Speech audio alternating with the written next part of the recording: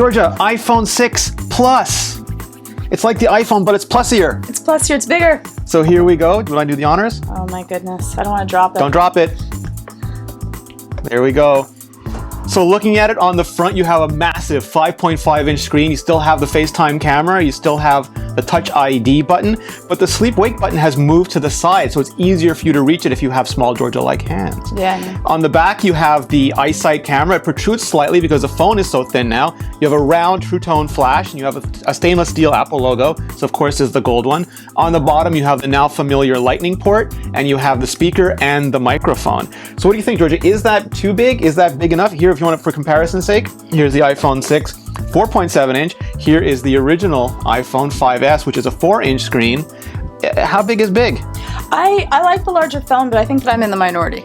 So if you like the iPhone 6 Plus, it's because you really want a tiny tablet. You want the ability to have a phone in portrait and almost a tiny iPad in landscape mode. Also got longer battery life, but the bigger size can make it harder to use one-handed. For example, while you're trying to walk and drink coffee at the same time. You can reach the keyboard and QuickType helps, but it's still not as comfortable or as easy to balance as the smaller iPhone. In fact, my worry is not so much reaching as dropping. Reachability mode can help. Just double tap the Touch ID sensor, brings everything down close to you, and then it'll go straight back up as soon as you tap something. There is a new split view when you turn the phone, but that gives you the extended keyboard, but it's no easier to use one-handed.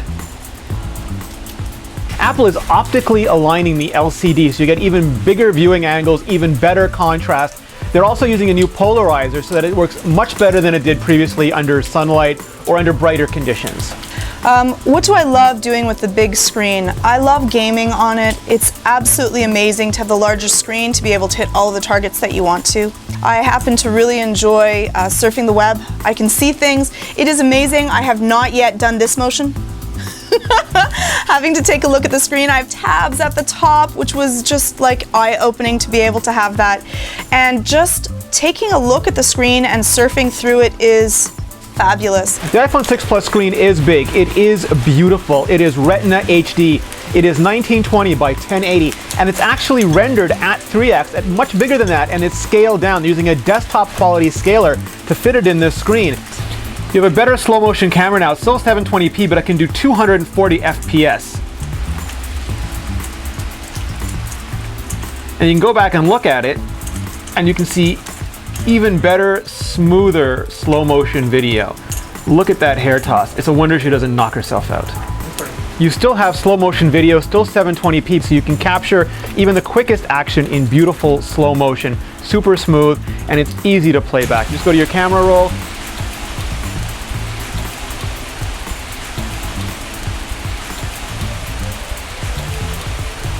Panoramas aren't new, but now you have bigger, higher resolution panoramas. So you can take ginormous photographs no matter where you are.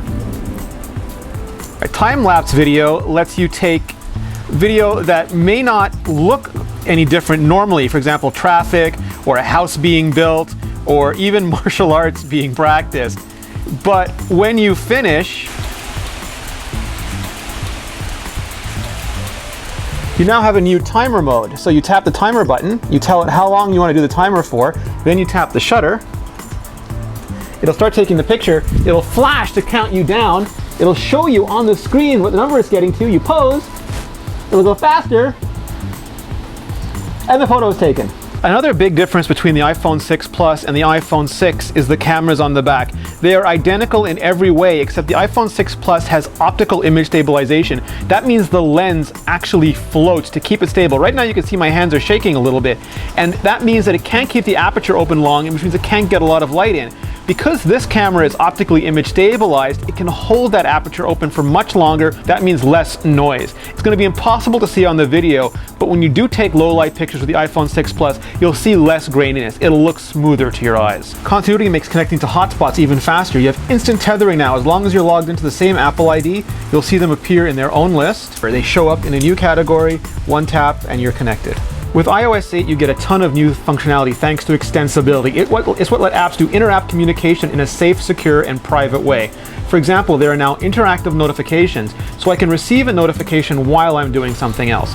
I can get a notification, I can just pull down and I can say reply to it right there and send it, and then go right back to enjoying my website. There's also sharing extensions. Previously, if I wanted to, for example, share to Storehouse, I'd have to go to Storehouse, launch it, and start from there. No longer. Now I can go right to the Photos app right where I'm working. I could have maybe just recently taken photos. I can tap on one of those photos, again to the share button, go across here. I can turn on Storehouse, and now Storehouse is an option. I have custom sharing options built right here. I can go right to the app. You have notification center widgets. Apple includes several of them here. There's a new edit button. I can come here, I can just go here, I can turn on pCalc. Now it appears right in my Today screen. I can be busy surfing the web. I could decide I need to do a quick calculation. I can come in here, I can do it, and I can go right back to surfing the web. New on the App Store, you now have previews. Instead of just static images, you can actually get little videos showing you what the app can do. You get trending searches before you even look at it. You also have the Explore tab, which gives you recommendations for apps that are supposed to be more relevant to you, including new categories. For custom keyboards, you download them from the App Store the way you would any other app. They're not as easy to install. You have to go to Settings, you go to General, you go down to Keyboards, add a new keyboard, custom keyboards.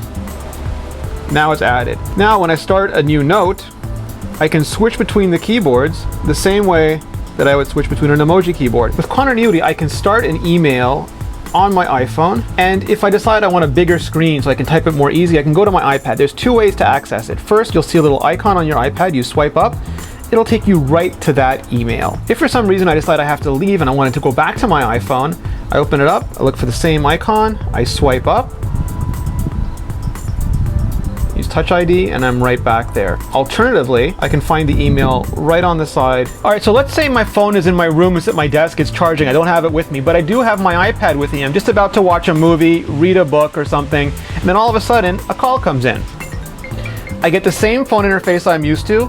I can slide, I can answer the call right here from my iPhone. I can hang up and I can go right back to what I was doing. So that was the iPhone 6 Plus, the iPhone 6, and iOS 8. Everything you need to know, go to iMore.com.